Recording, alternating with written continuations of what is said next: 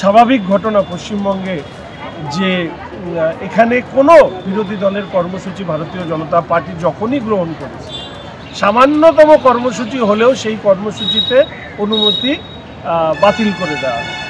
দুর্ভাগ্যবশত হচ্ছে যে পুলিশের বড় অফিসাররা তাদের মেরুদণ্ড তারা জমা দিয়ে রেখেছেন কালীঘাট কিংবা ক্যামাক্সটিতে, ফলে তারা অনুমতি দেন তৃণমূলের দুষ্কৃতীদেরকে রাজ্য জুড়ে দাপিয়ে বেড়াতে, কিন্তু বিরোধীদের প্রতিবাদ করবার অনুমতি নেই।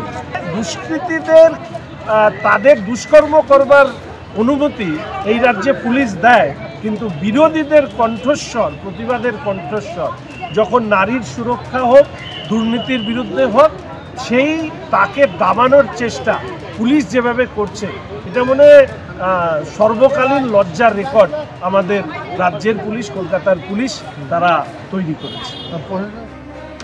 কোচবিহারের দিনহাটার এক বাসিন্দাকে অসম সরকারের পক্ষ থেকে নোটিশ পাঠানো নিয়ে এবার ক্ষোভ প্রকাশ করলেন মুখ্যমন্ত্রী মমতা বন্দ্যোপাধ্যায়। ক্ষোভ প্রকাশ করে সোশ্যাল মিডিয়ায় সরব হয়েছেন তিনি। দিনহাটার এই বাসিন্দা উত্তম কুমার ব্রজবাসী, যাকে এনআরসি নোটিশ পাঠানো হয়েছে অসমের ফরেনার্স ট্রাইব্যুনালের পক্ষ থেকে।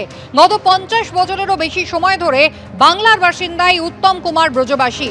বৈধ পরিচয়পত্র রয়েছে, কিন্তু তা সত্ত্বেও তাকে অনুপ্রবেশকারী সন্দেহে হেনস্থা করা হচ্ছে। গণতন্ত্রের ওপর পরিকল্পিত আক্রমণ পোস্ট করেছেন মমতা বন্দ্যোপাধ্যায়।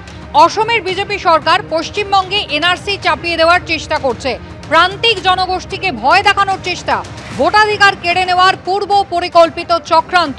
এটা অসাংবিধানিক আগ্রাসন, বিজেপির বিপজ্জনক ষড়যন্ত্রকে দিনের আলোর মতো স্পষ্ট করে দিয়েছে।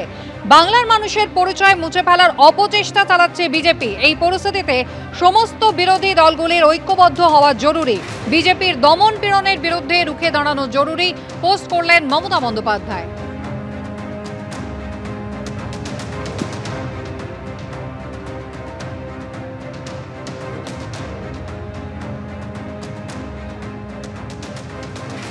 ঠিক কি অভিযোগ দেখাবো?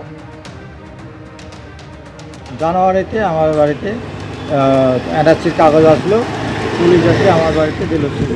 তারপরে আমি লোকের কাছে ডেকে তারপর বললো এনআরসিকে। আমার বয়স তো হলো 50 বছর, আর আগে হয়তো 20-30 বছর থাকতে পারে বাবা, মানে জন্ম এখানে বাবার। পুরো আতঙ্ক আমি। প্রশাসন তো বললো যে তুমি জমির যা কাগজ পুরানো আছে সব দেখান। 21শে জুলাই শিলিগুড়িতে বিজেপির উত্তর কন্যা অভিযানের অনুমতি কিন্তু দিল না পুলিশ। একেবারে 21শে জুলাই হবে এই শহরে, এবং সেই কারণে পুলিশের সংখ্যা, তার পাশাপাশি উত্তরবঙ্গ থেকে যারা আসবেন সেই আসা যাওয়ার ক্ষেত্রে সমস্যা তৈরি হতে পারে। আর তাই সেই কারণ দেখিয়ে কিন্তু বিজেপির 21শে জুলাইয়ের উত্তর কন্যা অভিযানে অনুমতি দিল না পুলিশ।